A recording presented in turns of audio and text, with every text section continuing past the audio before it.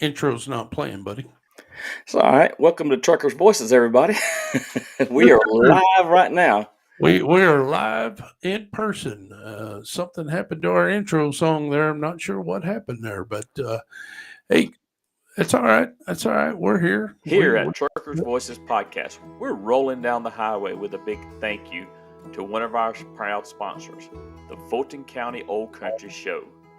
Every week, they're bringing that good old country music straight from the heartland. The kind that tells stories, stirs your souls, and keeps the wheels turning. Whether you're driving through the night or tuning in from home, the Fulton County Old Country Show is always there with real music for real folks. And thanks to their support, we keep getting to share the voices of American truckers, their journeys, their stories, and the road ahead. So from all of us at Truckers Voices, thank you. Fulton County Old Country Show. You're not just playing music, you're driving it forward. Catch the Fulton County Old Country Show and keep it country.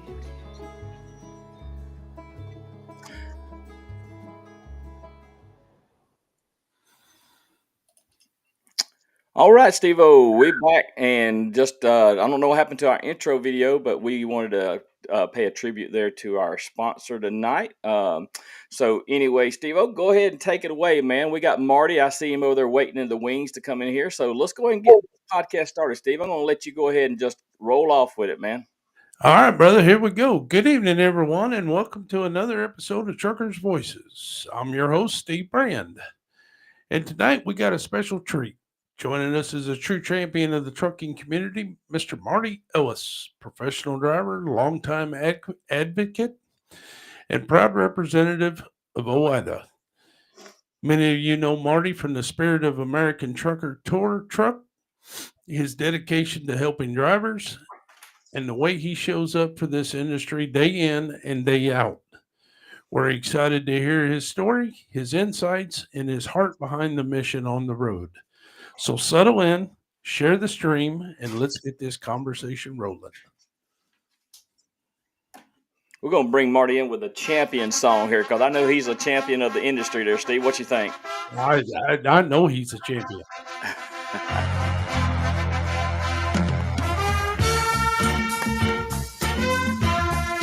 Oh, man. Everybody, Mr. Marty Ellis from OOIDA. Marty, thank you for joining us tonight on Truckers Voices there. Steve gave you a glowing introduction there. I guess, I always liked that theme song. I never got that played at the Nationals, so I guess we'll make up for it this way. Yes, sir. There you go.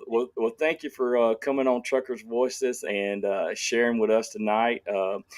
We had a little bit of an issue. I didn't even know if I was going to be here tonight. I was going to let Steve run the show, and I happened to get on right in here. But Marty, just introduce yourself to the the audience. We have a listening audience that's live with us, and we also have a listening audience that they listen to it on the repeat. So we're over on Spotify, iHeartRadio, iTunes, YouTube, Facebook, and most importantly we're on truckersvoices.com. So anyway, everybody, Marty Ellis. And Marty, just tell them who you are, tell them where you're from, and we'll just jump right on into this podcast tonight. Yeah, I'm just an average everyday truck driver. Basically pulled a reefer for 27 years. Been a member of OIDA for over 20 years. And about 4.5 years ago, I came on as their tour truck driver, and my job is to go across the country and talk to our members, talk to future members about what's happening out here in their trucking world, and of course, help them whichever way I can. And most of the time, that's kind of getting them with the right people to answer their questions. Once in a while, I accidentally can answer them, but some of the time they need a little bit more in-depth help. Right, no doubt. Well, Marty, I've seen your truck before, and I've seen you, here and there before. Tell us a little bit about the truck that you drive every day. I'm driving a 2022 Western Star. 57X. This is Daimler sponsors us, so they give us a new truck every 2 to 3, depending on whatever years, whatever works best for them and for us. So we really appreciate them. And then, of course, I pull our Kentucky trailer, and it's people ask me, "Oh, what are you hauling in there?" Well, it's basically a big office for me, and if I ever wanted an office job, this would be it. So if I don't like the scenery today, I can go out and change it tomorrow. Absolutely. Yeah, I tell you what, nice rig there, nice sponsor there. So yeah, no doubt. Um, I'm gonna back off, and Steve's got some questions he wants to talk to you about here. Great. Just to go with the truck and trailer, I've been in both, and it's a beautiful setup. You got the sliding doors, just a small one step up in, and got your office space and everything, and really got it decorated nice. It really looks good. Really looks good. Appreciate that. Yes, sir. Yes, sir.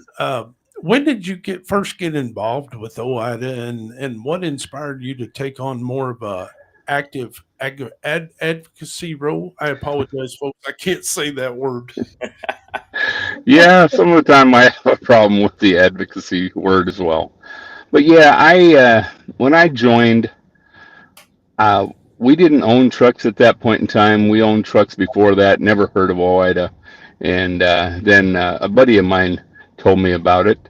And at the time when I first heard of it, it's like, well, I'm just a company driver, so I won't. I don't have any reason to get involved.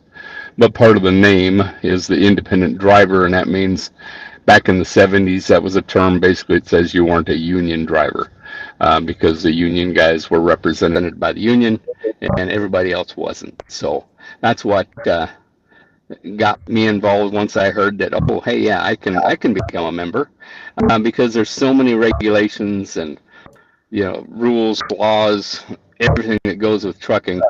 And it was getting to be kind of crazy on some of the stuff they were putting in. So I wanted somebody to represent me in Washington, D.C. I didn't want to go, but I wanted somebody to. So that's what OIDA does. And of course, one of the other biggest reasons I joined was because I wanted my questions answered. And I just wanted a straight answer. I didn't care, whether I liked it or not.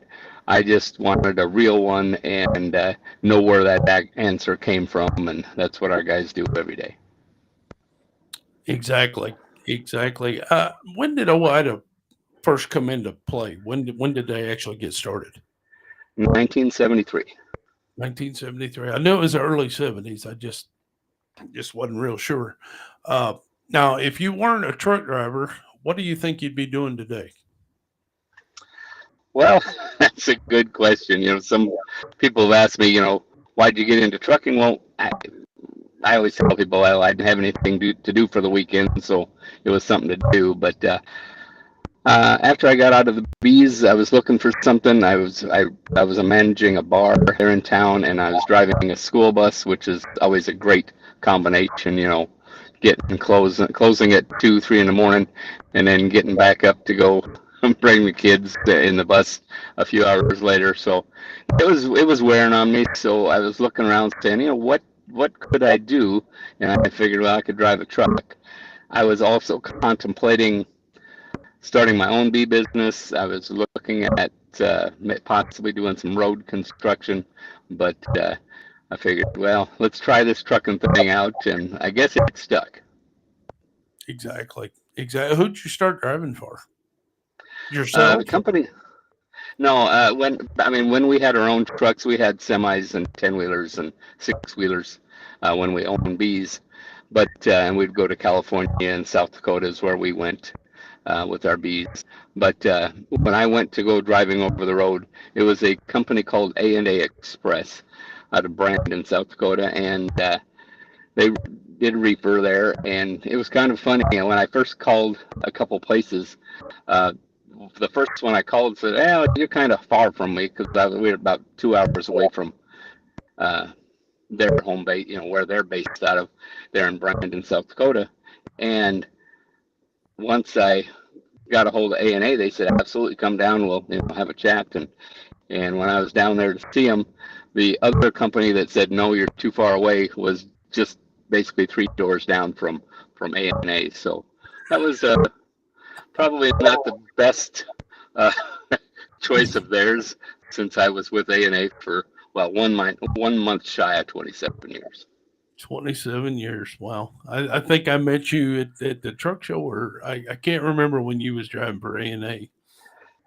So Yeah, we've known each yeah, other I for, was still driving. Yeah. yeah, yeah. So you've logged a lot of miles. Do you have a favorite route or a stretch of highway that just feels like home? Yeah, I used to always love going up to the Northwest. Yes, even in the winter. And I don't know, but between the mountains, the pine trees, that really was my happy place. So that's where I like to go. I mean, I've driven all over, but that's where I like it the best. Okay. Okay. Tim, you got a few questions you want to ask him there? Yeah, I want to go into OIDA and advocacy a little bit, and because he is an advocate for OIDA and the independent drivers there. So, OIDA advocates for drivers' rights, and that's your expect. I mean, how am I going to put this? Advocate Rights Daily. So, what's one win from OIDA that you're especially proud of that you can talk about? Well, it was before my time, but it was the Truth in Leasing. That probably did more good for owner operators out here than uh, really much of anything. It made it to where when you're leasing your truck to a company, they have rules that they have to follow, so the driver, the owner operator, doesn't get I won't say hosed. How's that? So they don't get abused. How's that? Right, absolutely, and there needs to be a voice there for the owner operator there for sure, and the independent driver. So if you could snap your fingers and fix one problem in the trucking industry overnight, what would that one problem be? Wow, there's so many of them that really need some help right now, and I'm starting to feel and act like an old guy, thinking, oh, remember way back when? I wish that we could snap my fingers and say, okay, let's all work together again like we did more when I first started trucking, where guys would help another driver out if they were parked alongside the road, help a new guy out that's struggling getting back into a door. There's so many things that I felt the camaraderie a whole lot more. It's still out there, and that's one of the reasons I like to go to truck shows, is because you really see the camaraderie there. And that's why I encourage people all the time. It don't have to have a fancy truck. Go to some of these truck shows, and you'll actually see that in that camaraderie be alive and well. Right, absolutely. I'm going to flip this question on Steve. Steve, what's one thing, if you could snap your finger in the trucking industry and change, what would it be? I would say exactly what Marty said, because like I always say, when people say, what happened to the trucking industry, my first deal is they took the round tables out of the truck stops. Right. You walk in now and it's McDonald's, Wendy's, Burger King. It's like, get a brown bag and get out of here. And, I started in January of '89. I walk into a round table. Uh, yeah, you had some of that of the older gentlemen that look down on the young guy, but then you had a lot of the older gentlemen would say, "Sit down, young man. Where are you going? Where'd you come from?" And before you got up from that table, somebody knew where you was delivering, where to park, what time they open, where to get the best cup of coffee. And I mean, and that just doesn't happen anymore. It's like you go to a truck stop and you see guys walking out with the styrofoam containers or a brown bag, and they sit in their truck and stare at each other and eat. It's like, really? Come on. Right. But I totally agree with Marty. It used to be you had trouble. Quick story. One of the very first loads I went on my own, I went to Kmart in Fairless Hills, Pennsylvania, inside dock. And the first three, now it was actually more than that. Everything was pretty much a blindside. And when you get in there, you had to drop your trailer because the next guy couldn't get around your truck. And in '89, there were still a lot of cab overs. And, you know, I got mine in there pretty good. And the old boy walked up to me with a big old stretched out Peterbilt and said, "Hey, babe, could you put my trailer in there? There's no way I can get my hood around there." And I said, "Well, we'll give it a shot." You know, I said, "I ain't responsible." And he said, "Got you covered." Boy, he helped me get it in there, and I put it right in there for him, and that just kind of started a relationship, and all of us drivers ended up in the break room chit chatting, and where are you from, and you don't see that a whole lot anymore. Right, and it all comes back to camaraderie for sure. Yes. Yeah. So moving on, Marty, if there was, one regulation to make it more driver friendly out here, which one would it be? I would probably get rid of the ELDs. And the reason I say that is that has been a big factor of people not taking their time. And there's too much racing back and forth. They're beating, trying to beat the clock. And whether we want to admit it or not, I always do because, we manipulated our paper logbook. But I still feel that people were more safe because they were stopping and visiting with their friends or family. And now it's like, oh gosh, if I stop at all, I lose that time and you can never make it up. And I think that has really hurt us in the camaraderie issue and in the safety issue. I think that people are overdriving conditions, overdriving their own abilities. And I think that's where a lot of these wrecks are happening. And if we could just kind of go back to basically the way it was, where you could change things around a little bit. I know it wasn't right with the rules, but it made more sense to go ahead and take that time. And back in the day, we only had to take 8 hours off, and we could split up our time. Either two, as long as it was 2 hours or more, it would go toward that 8 hours off. So it was a lot more handleable. Right, absolutely. And I think, with the ELD, if there were some things built into the ELD to where a driver could absolutely pause that clock for certain conditions, I think that would help out things also because, they talk about truck parking and stuff like that. Well, drivers are having to try to run and race that clock to try to find a parking spot. And that, that's just my opinion about it. And, I think that, some of those conditions could be critiqued to help out, and it would make it safer for the highways. So what's one of the best compliments you ever got, about OIDA's work, your personal advocacy for them?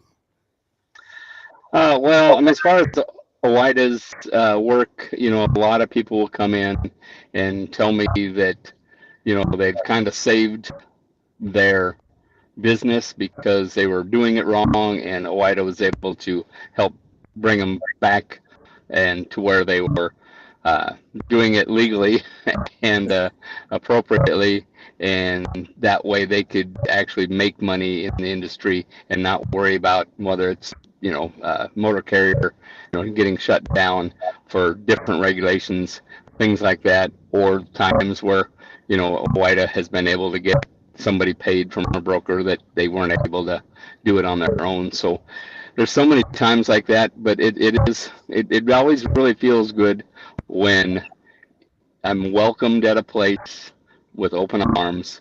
And the other day I had a guy just walking by, and it was just a off the cuff thing, but he says, hey, appreciate all you guys do, and my name's, I can't remember his name to be honest, but I said, yeah, my name's Marty Ellis, and he goes, well, of course I know you. And it's like, okay, all right, well, I'm glad about that, but okay. So the guys that come in and they've told me some stories that they've had to go through with trucking and realized that if they had come to OIDA sooner, maybe they wouldn't have had the problems that they had. So some of that really resonates. I got you. And I guess that's I can kind of segue into my next question with that. So that's something that probably would motivate you to keep going and keep advocating and keep speaking up for drivers, year after year. Oh, absolutely. Yeah. It's whether I'm doing the job here or not, I'm still going to be advocating for drivers because the drivers really truly are the backbone of America. The drivers are the reason that this country can keep moving. And as Jack Kapanka would say, America moves by truck, and it truly does. It does. Yes, absolutely. Yeah. Yeah, we're going to kind of change gears and go back to the industry, some insights of it and everything. You've talked with countless drivers across the country. What's one concern that you hear more than anything else from these days? I think one of the biggest things, I mean, of course, rates are always a big key thing, brokers. And I think, a lot of times there's a misconception about between co-brokering and double brokering. And I think that if we could, if I could nail it down, it's the co-brokering where it used to be the brokers actually had their own customers. And nowadays, there's so many brokers out there that have never had a customer in their life. They just get loads from other brokers. And so that's co-brokering. And you do that a couple of times, and you've taken so much money out of the rate to begin with that the single truck operator doesn't have a whole lot of meat left on the bone. Exactly. And I don't know what the exact going rate is nowadays, but I've been hearing some rate quotes out there, and I'm like, what? I was hauling freight for that in the 90s, Yep. Good Lord. But yeah. So what's one misconception that the public still has about truck drivers that you wish you could clear up once and for all? I'd probably say that we're the problem as far as accidents out here on the road. And I mean, the three of us know, I mean, the percentage uh, of, the accidents that are caused by four-wheelers. But there's a misconception that the trucks are the problem. The trucks are the ones causing the accidents, and it's just the opposite. And I wish we could somehow get all the four-wheelers out there to understand that they are the problem and they can be the solution. And we spend most of our time trying to basically take care of those drivers next to us. And, there's times that that they don't realize that they could have easily died, okay? But for the driver doing the right thing and keep looking out for that car driver and making up for the car driver's mistakes. Exactly. And that's the thing, those of us that are promoting a good image out here, there'll be one bad one, and the sad part about it is that bad one will resonate against all the good ones in that individual's eyes right then and there. Yep. So I mean, it's just smile and wave and hey, thank you very much. Flash the lights whenever they let you over, and say, hey, I'm pedaling as fast as I can. I'm trying to get out of your way, and everything like that. But in your opinion, what's the biggest difference between trucking today and trucking when you first started? A lot more traffic now. Oh, amen. Amen. And not a lot more roads. So I mean, it's not like our interstate system has totally had an overhaul in the last 30 plus years. It's it's changed a little bit here and there and has helped, but we have so many vehicles on the road. And I don't know if you guys have noticed it, but it seems like when everybody went back to work after COVID, that all of a sudden now everybody thinks they have to go 100 miles an hour. Exactly.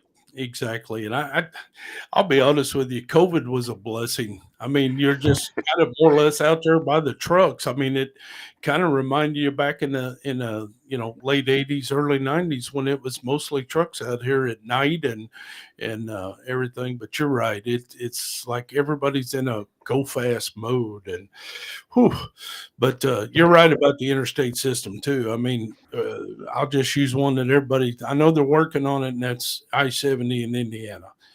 But 20 years ago, that should have been 6 lanes. They should be looking at making it 8 lanes in certain places now instead of just growing a third lane. But yeah, I don't know. but moving on here, technology and trucking consistently changing. What's one innovation that you think actually helps drivers and one you could do without? I think we know which one you said we could do without.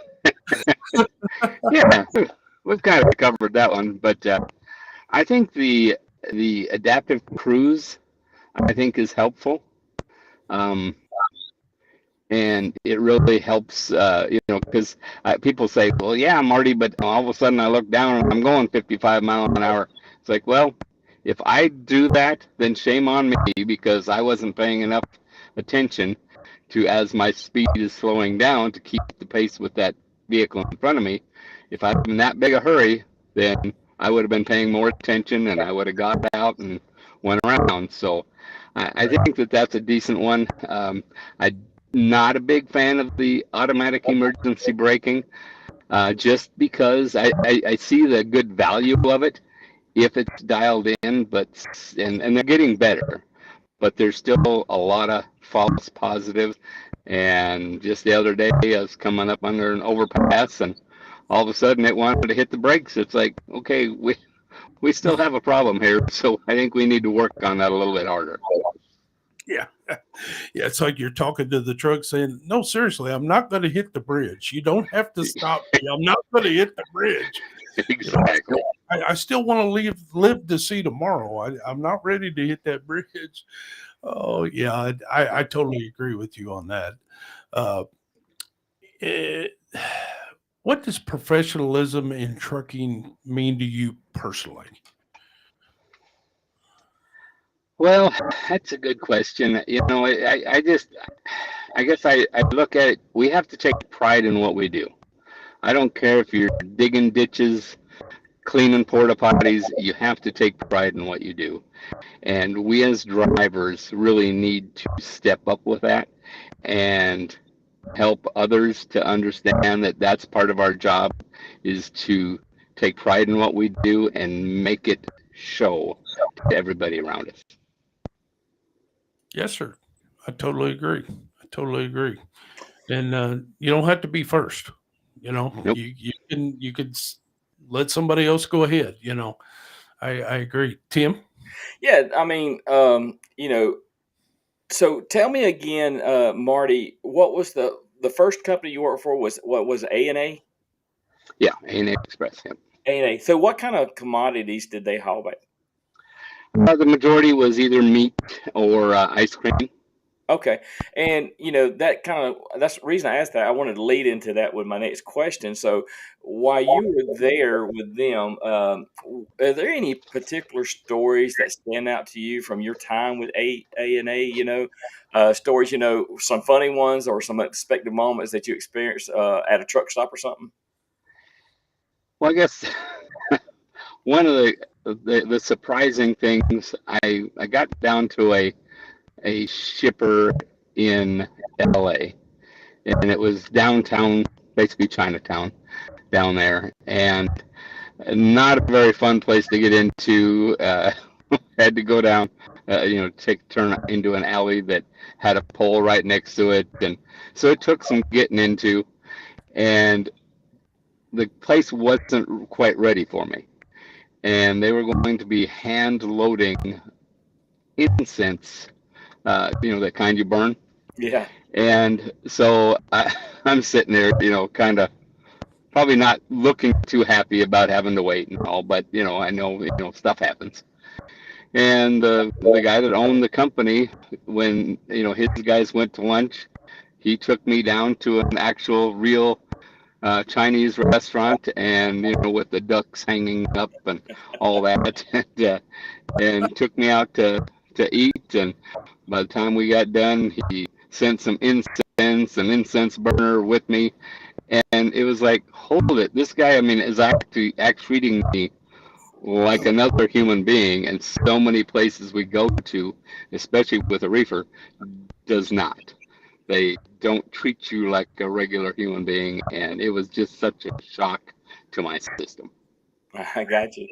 I got you. And there's many stories that we all could talk about from the road and all that. And I remember one night I was coming back from Orlando, and I was running with a group of guys, and we were trying to get back up to Valdosta, Georgia. And we come off the Florida Turnpike there, and out of the corner of my eye, I seen either a horse or a cow on the side of the road. Now this is like 2 or 3 o'clock in the morning, right? And I got on the CB, and I asked one of the guys that's in the lead there. I said, "Hey man, y'all just see that cow or horse on the side of the road?" And they's like, "Come on, man, you might need to pull over and take a nap or something, man. Next you're gonna be seeing a black dog pop up out of the road or something, But when we got back down there the next night, I keyed up on the radio and right around Wildwood on 19. I said, "Hey man, anybody see a cow or a horse down here last night?" They said, "Yeah, there was one in the middle of the road, and a car hit it there." And I said, "Okay, I just want to make sure." And I saw that one last night. And anyway, I told those guys about that, and they was like, "Really?" And I was like, "Yeah, for real." So I was not sleeping. I was not seeing the black dog pop out the road there. So Yep.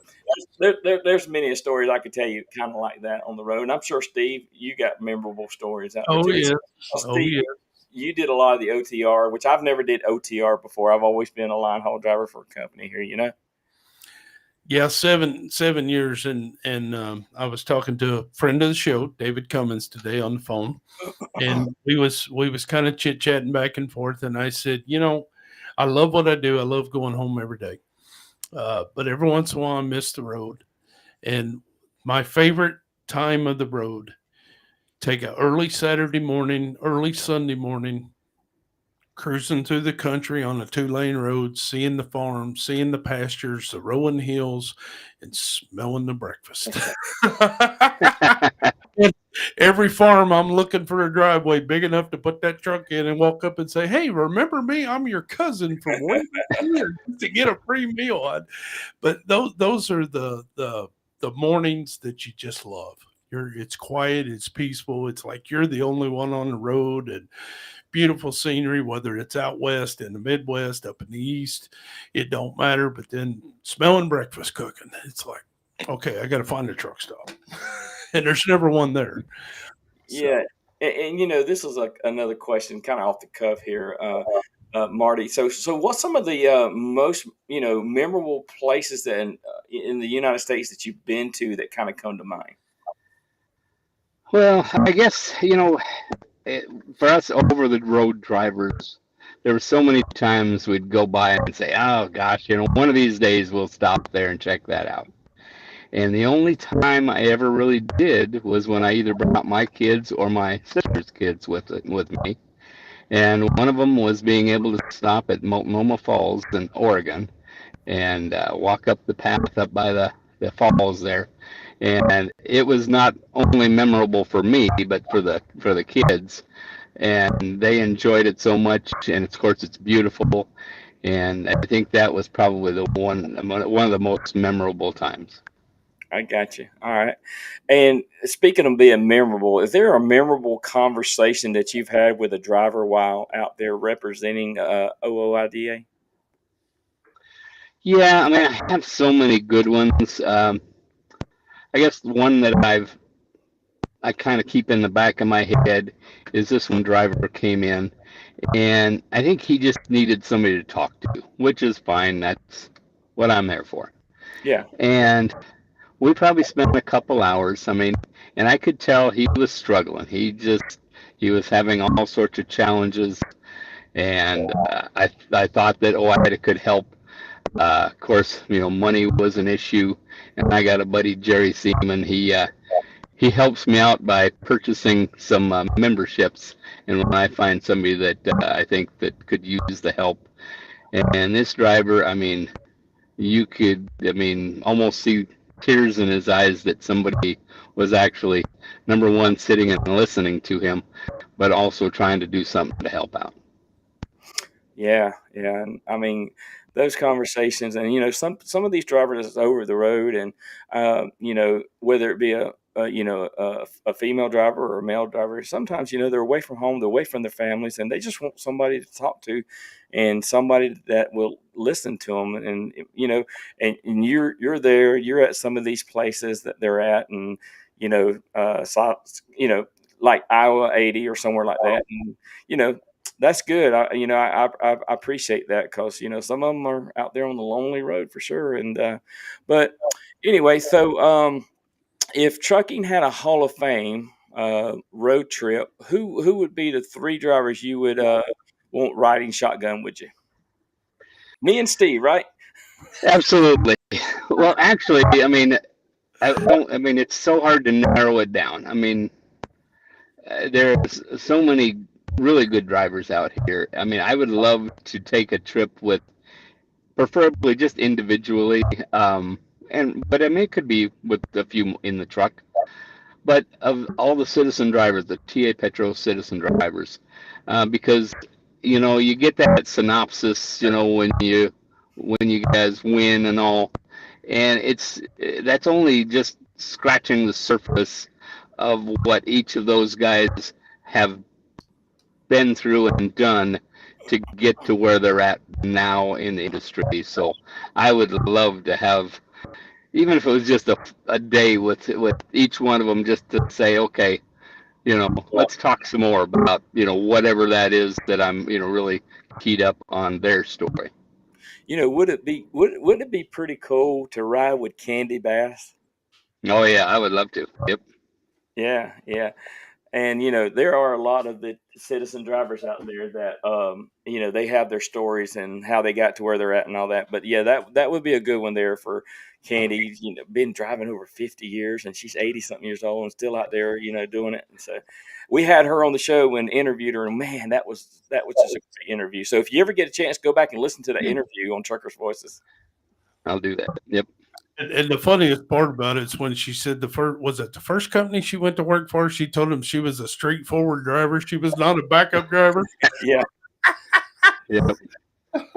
And it was so odd with Candy and John, the last driver of the tour truck, and they, basically realized that they had met when Candy had her really bad accident, and John was the guy that was saving her.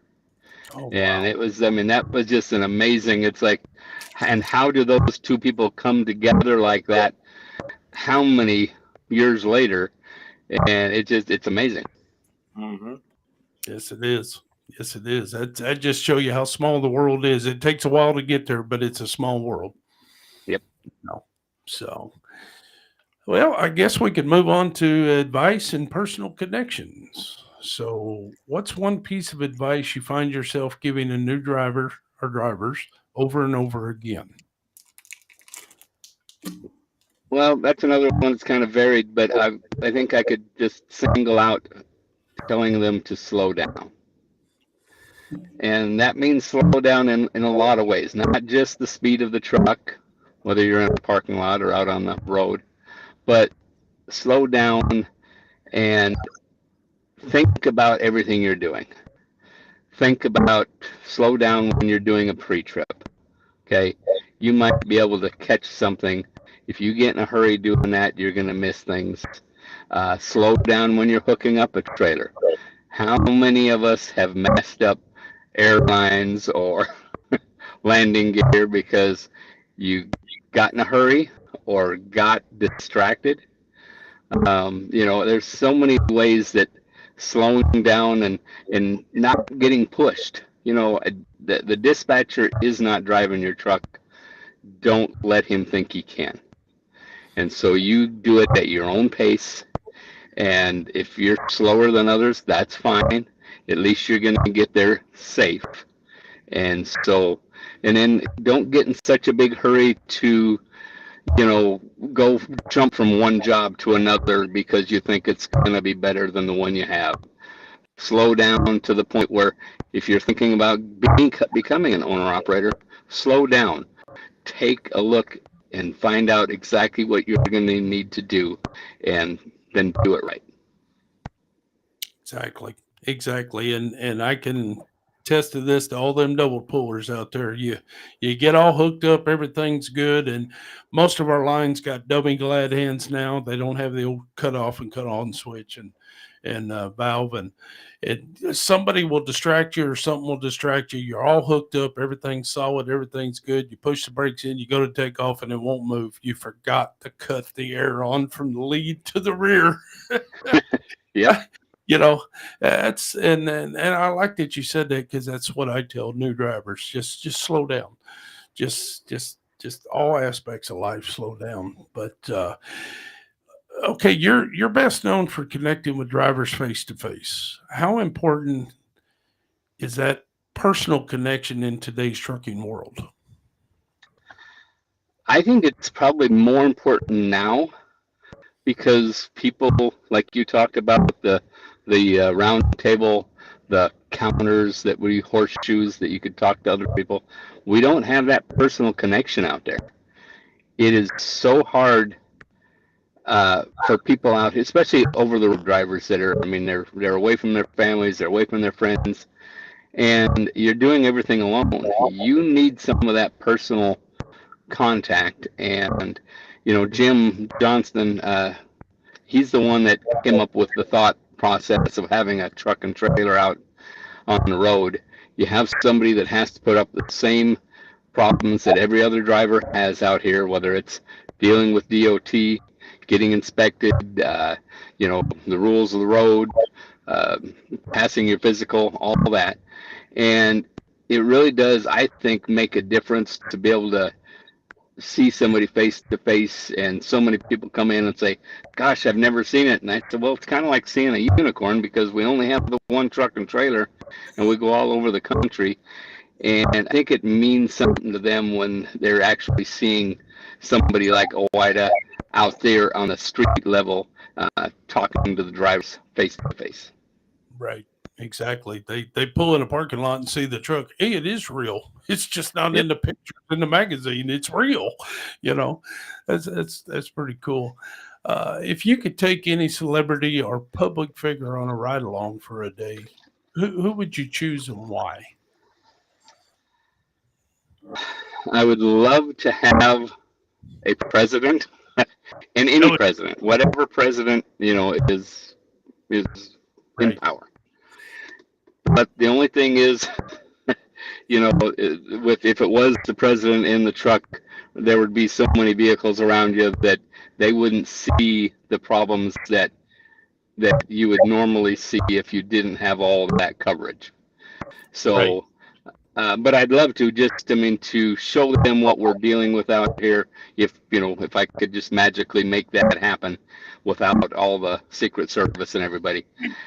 Just to show them what an average truck driver goes through on a daily basis, and how many decisions, split-second decisions, that the drivers have to make out here that can mean the difference for that person going home or not, and and the driver going home or not.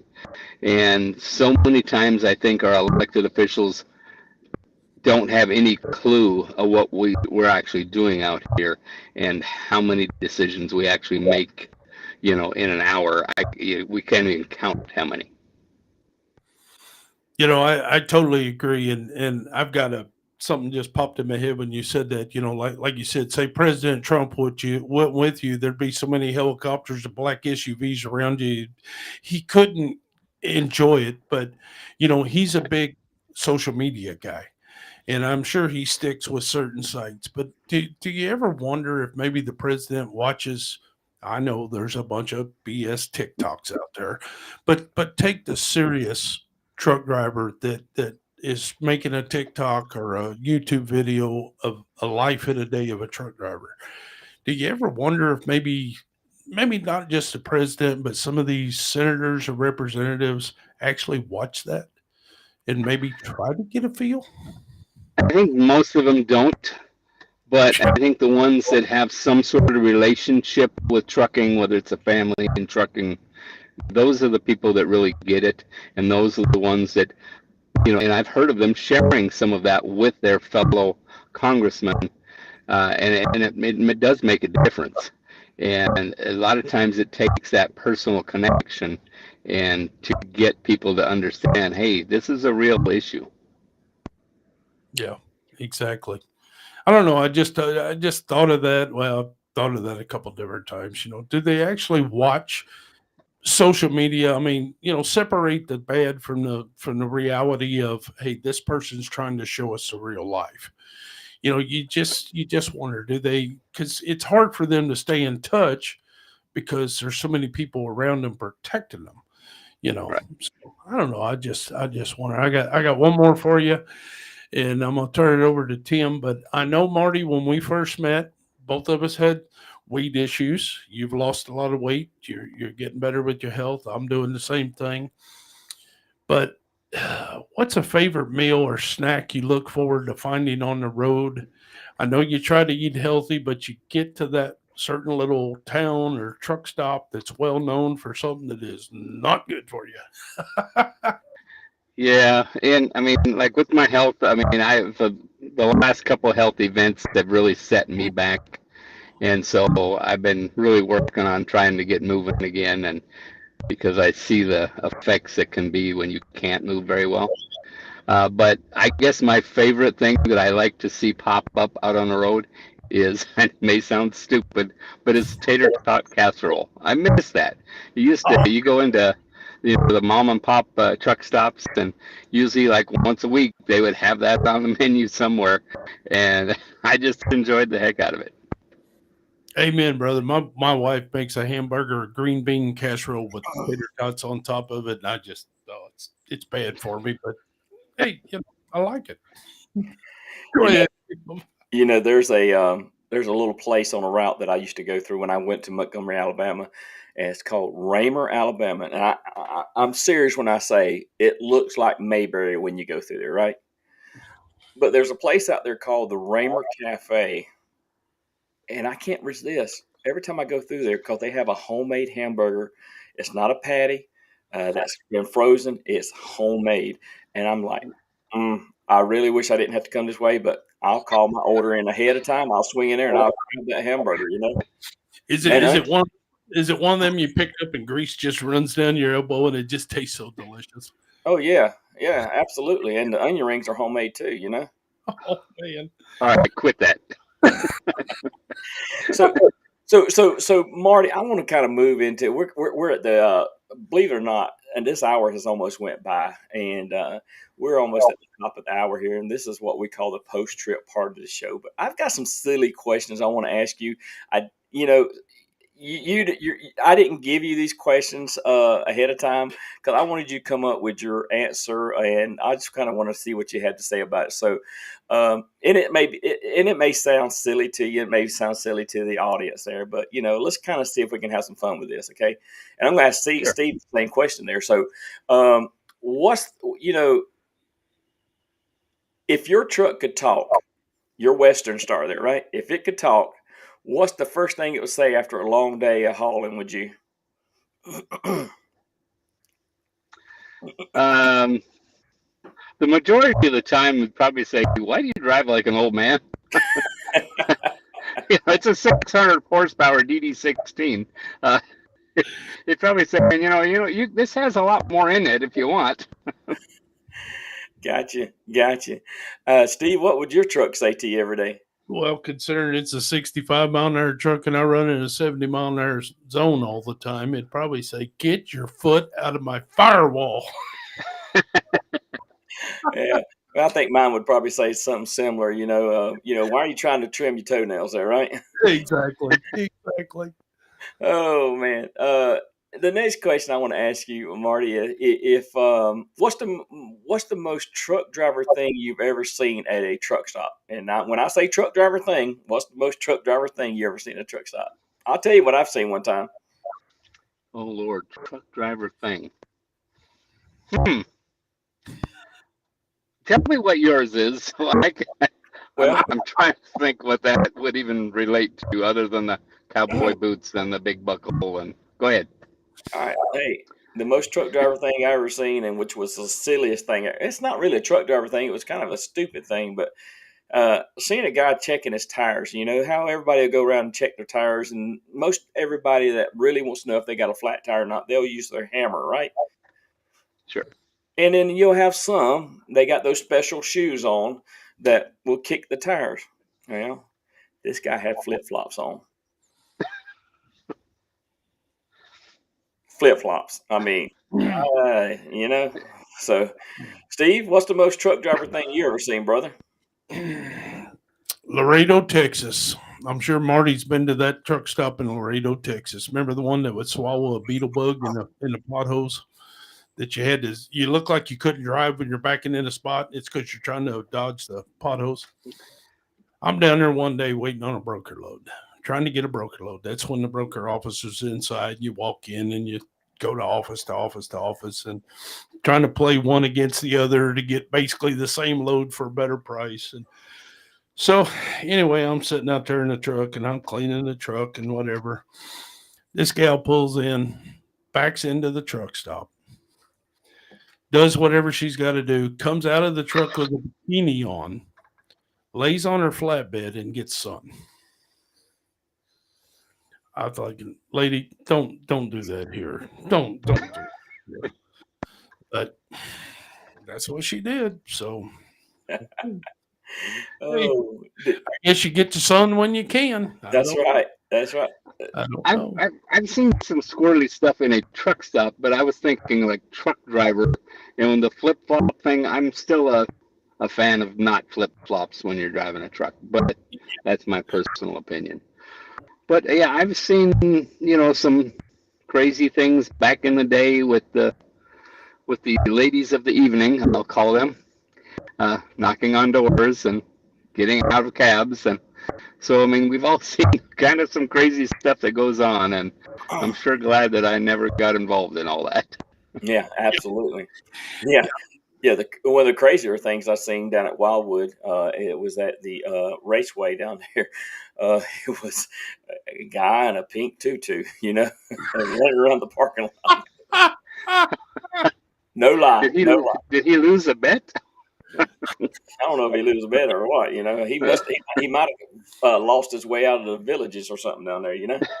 Yeah, well, it's like you don't see it a whole lot nowadays, but back in the day, it was pretty regular to see a guy with a cowboy hat or definitely a baseball cap and boots and blue jeans and chain drive wallets. And I seen one get out. That was a couple years ago. It was over in Effingham, and I pulled in there to get a tire changed. This cat pulls in an old cab over, and it wasn't the best looking cab over. Gets down on the ground. He can't weigh 95 pounds soaking wet. Got the old cowboy boots on, got the blue jeans on, chain drive wallet, the cowboy hat, cut off sleeves on his Western shirt. I mean, he was cool. He was cool, man. It's like we just turned back the hands of time 20-something years. Absolutely. Yeah. I said, rock on, baby. Rock on. You feeling it. You feeling it. All right. Here's another silly question, Marty. And so if you could create a new ice cream flavored inspired by trucking, what would you name it? Inspired by trucking. Ice cream inspired by trucking. They already got Rocky Road, and I think that's probably the best one. So probably. Well, I don't know what the actual flavor would be, but flat tire. Yeah, I don't know. Yeah, I was thinking something like diesel. Exactly. He's very good, but Yeah, right. I'm sorry when it comes to like these cold morning starts and you smell that aroma of that diesel in the cold air and they're sitting there puffing out smoke rings. I told a young guy one day walk across the parking lot. I said, "Boy, you smell that?" He said, "Yeah." I said, "You ain't been out here long enough. Once that gets in your blood, dude, it never gets out. It's kind of like going to a racetrack and smelling racing fuel first thing in the morning." Yeah, the diesel fuel, I still like the smell of it. but I have had to taste it helping a guy out transferring fuel, and it doesn't taste very good. I bet it doesn't. I bet it doesn't. There's another ice cream flavor I could think about would be burnt tire or smoky tire flavor there, right? Oh, there you go. Because we've all smelt that with somebody's brakes burning or whatever, you know. Oh yes. Oh yes. All right, Marty, we'll try to end this up here in just a minute here. So I got a couple more questions to ask you here. So and I'm going to ask everybody this. I'll tell on myself here a little bit. So what's one quirky habit you have on the road that other drivers that they might would tease you about? A perk? A quirky habit. Oh, a quirk. Oh, a quirk. Oh, I thought you meant a perk that, was something good. I have guilty pleasures. Not necessarily, not a whole lot on the road, because, I don't know, I think I just kind of do the normal stuff out on the road. But I do have a guilty pleasure at home, and that's going to the flea market and looking for cool stuff. So that's about it. I got you. Steve, what's something goes on in your cab that you might, somebody might tease you about? Man, I don't know. I don't really know other than I don't know. Everything seems about normal for me, getting in the lunchbox and eating a granola bar. I mean, I do try to eat healthy snacks, but Well, I guess I can tell mine is, buddy, I tell you what, I'm the best singer in the world in the cab of my truck. well, now I'm just going to say this: when I start singing, the guy on the radio says, "Hey, dude, I recorded the song. I can sing it." Okay, so All right, so last question here, and we'll wind the show up because we got 3 minutes left there. So, Marty, if you had to pick a theme song that plays every time you climb into the cab of your truck, what would it be? Well, I would probably jokingly say Another One Bites the Dust, but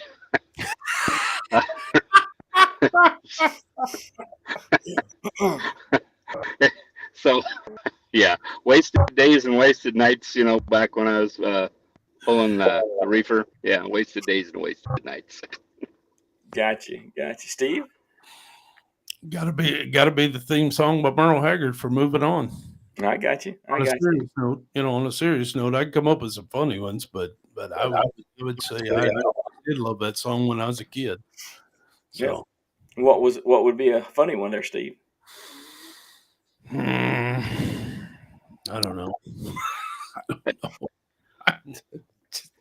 Go ahead, Tim. Well, I think mine, on a serious note, would be I'm a real big fan of Phil Collins, and I love In the Air Tonight. And one bad part about that song, if you're driving, do not play air drums. I'm just saying. I won't admit to doing it. I won't not admit to doing it. There, how about that? Yeah, you won't confirm nor deny. That's right.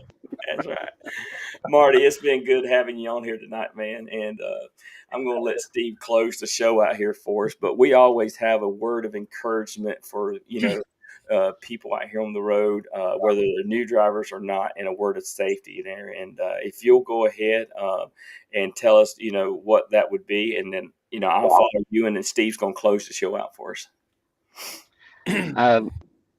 I always end a lot of the things that I do with is, be kind to one another and give that driver next to you a break. Absolutely. Good word. Well, I'm going to say, everybody, it's starting to cool down everywhere.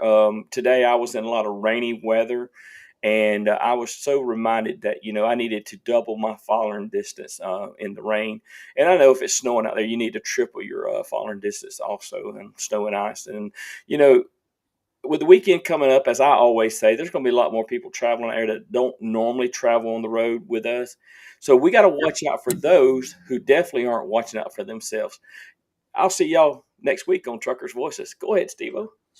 Folks, what an incredible conversation tonight with Marty Ellis of Owida. Marty, thank you for sharing your journey, your passion, and your dedication to the men and women who keep America moving. Your voice matters, and we're honored to have you on Truckers Voices. You can come back anytime. And to everyone watching, thank you for tuning in, commenting, and being a part of this community. Remember, the trucking industry is stronger when we stand together and lift each other up. Until next time, stay safe, stay encouraged, and keep those wheels turning.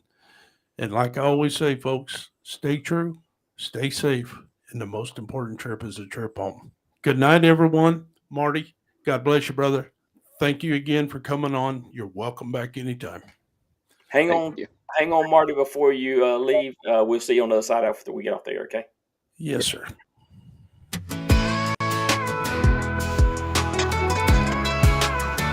I've been going all week in a semi-truck. I'm doing anything I can to try to get back home. See the woman I love and the babies I miss. It's tough all over, no I can't pretend. And then I'm gone again.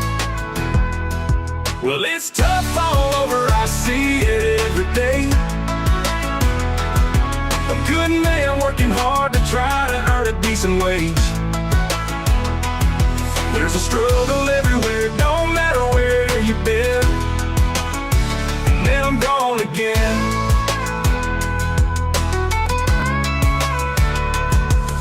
I ain't saying nothing you ain't already heard. When you're a man on the road, you gotta take the word. When I leave out of town, I tell my babies I'm sorry, 'cause they don't understand that I'm working for them. And then I'm gone again. Open road takes more than just miles to make a truck driver. It takes heart, the heart of a lion. Truck drivers possess the quality that keeps this country moving: courage, determination, bravery, and inner strength. And that's exactly what you feel when you listen to Patrick Lauro on the Old Country Show. Songs written for the men and women behind the wheel, with stories straight from the heart of America's highways. So tune in, turn it up, and ride with Patrick Lauro, where real country meets real truckers. Patrick Lauro, the sound of the open road.